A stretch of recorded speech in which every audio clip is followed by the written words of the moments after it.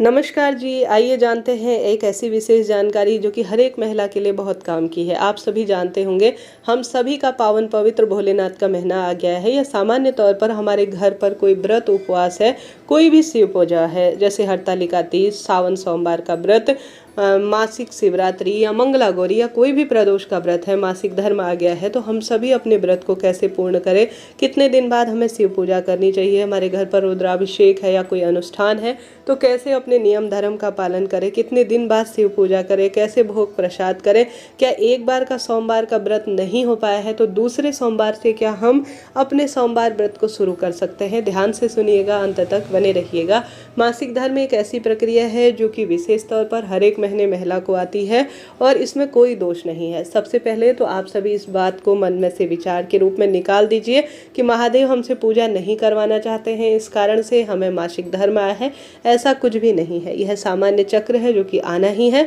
तो सबसे पहले तो अपनी तिथि जरूर से ध्यान रखें और उसी के अनुसार अपने घर में अनुष्ठान व पूजा आप रखें। आगे पीछे दवाई या आजकल घर पर ऐसे कोई ना कोई विशेष तौर पर जो घरेलू नुस्खे हैं जिनसे मासिक धर्म को आगे पीछे किया जा सकता है, उस अनुसार आप पूजन करवा सकते हैं अपने घर पर। तिथि अनुसार आप जरूर ध्यान रखें। अब आप सावन सोमवार का व्रत या 16 सोमवार व्रत, अगर आपको मासिक धर्म प्रथम सोमवार आ जाए तो आप दूसरे सोमवार से भी व्रत को शुरू कर सकते हैं, कोई दिक्कत की बात नहीं है।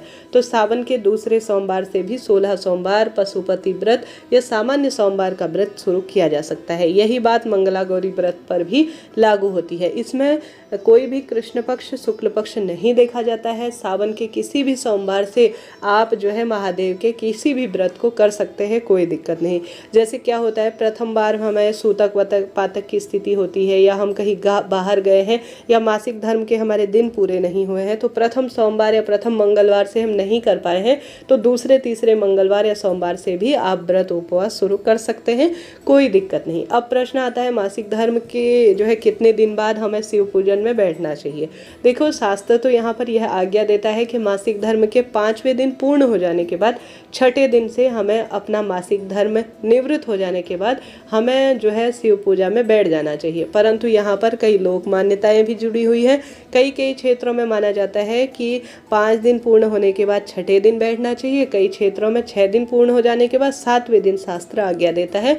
लोक मान्यताएं भी अति आवश्यक है। जिस समाज में हम रहते हैं उसी के कहे अनुसार ही हमें कार्य करना होगा, समाज से पृथक हम हो ही नहीं सकते। तो यह अपनी अच्छा अनुसार है कि आप किस स्वरूप में करना चाहते हैं। सामान्य रूप में देखा जाए तो 5वें दिन बाद आप छठे दिन से पूजन कर सकते हैं, या 5वें दिन से भी अगर आप सभी जैसे मासिक धर्म नहीं है, रक्तस्राव नहीं हो रहा है, आप शुद्ध रूप में हैं, तो आप 5वें दिन से भी पूजन में बैठ सकती हैं, कोई दिक्कत नहीं। बस इस बात का भी ध्यान रखना है कि आप 2 बार बाल धो लीजिए। एक तीसरे दिन आपको बाल धोना जरूरी है साबुन शैम्पू लगाकर, ताकि शुद्धता हो जाए। एक जिस दिन आप 5वां दिन हो उस दिन आप बाल जरूर धो लीजिए। दिन बार कुछ भी नहीं देखना है, सादा पानी लीजिए और बालों को धो दीजिए और आप शुद्ध हैं। तो 5वें दिन से पूजा में बैठ सकते हैं, छठे दिन से भी पूजा में बैठ सकते हैं। बस रक्तस्राव न हो रहा हो, इस बात का ध्यान रखें।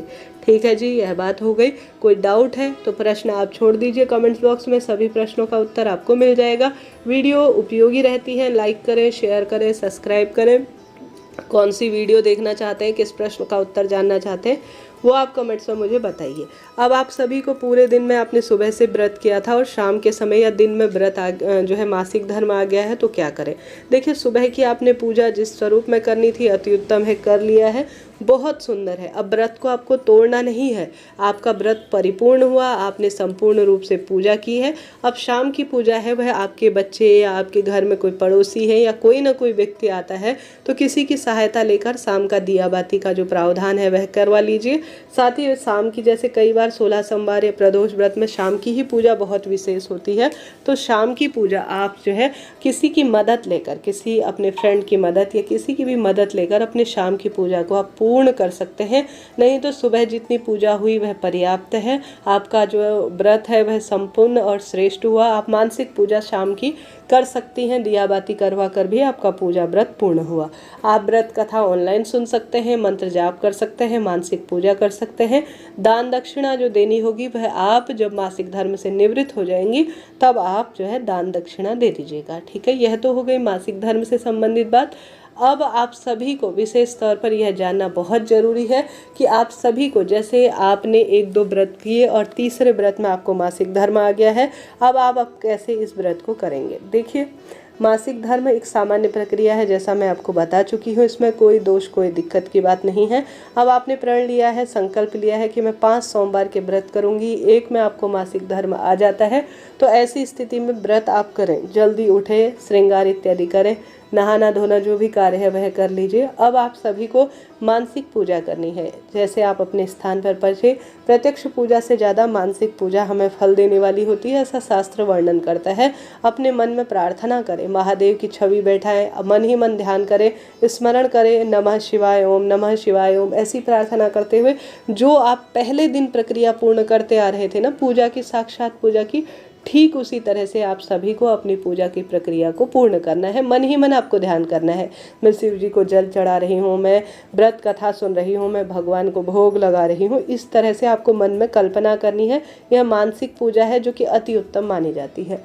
अगर आप इस तरह से करने में असमर्थ हैं तो आप अपने नाम की पूजा, आप थोड़ा दान दक्षिणा दीजिए। अपने नाम की पूजा अपने आसपास पंडित जी से कि आज मेरे सोमवार की पूजा कर दीजिए, मैं व्रती हूँ, मुझे कथा सुना दीजिए, श्रवण करा दीजिए। इस तरह से आप अपने घर पर पंडित जी को बुलाकर करवा सकते हैं। अगर आपके नाम की आज की पूजा आपके पति करते हैं तो वह आपके जो है सहधर्मी है, अर्थात हमेशा धर्म कर्म में साथ रहने वाले, तो आप सभी को जो है उनकी पूजा बराबर लगेगी। तो आपके नाम की पूजा आपके पति कर लेते हैं, तो आप अगर व्रत उपवास में हैं, भूखे हैं, जिस स्वरूप में आप पहले करते थे उसी तरह से आप अपनी पूजा को कर लीजिएगा। यह सबसे उत्तम और अति श्रेष्ठ कहा जाता है। साथ ही बच्चे मात्र दिया बत्ती कर देते हैं, बेलपत्र चढ़ा देते हैं, जल का लोटा लेकर शिवलिंग पर चढ़ा देते हैं, तो भी आपका व्रत उपवास सफल माना जाएगा। आपके 5 व्रत संपूर्ण और अति उत्तम माने जाएंगे। तो इस तरह से आपको अपने व्रत उपवास सफल करने हैं 2 दिनों में। बहुत सुंदर इसके परिणाम मिलते हैं। नाम जाप आप कर सकते हैं अपनी उंगलियों की मदद से, या कोई दाने वगैरह लेकर किसी भी चीज़ के, या कहीं पर लिख कर आप 108 बार, या कोई कथा वगैरह सुनते हैं तो उसे जो है ऑनलाइन सुन सकते हैं। इस तरह से आप अपने व्रत उपवास को सफल करें। किसी भी व्रत को आपको छोड़ना नहीं है। देखिए, व्रत सिर्फ व्रत भूखा रहना नहीं है, यह हमारे मन तन को शुद्ध करने का एक मार्ग है। हमारे मन तन को शांति देता है और भगवान से हमें जोड़ता है, और यह एक सुंदर कार्य भी है जो कि हमारे शरीर के लिए हर रूप में अति आवश्यक है।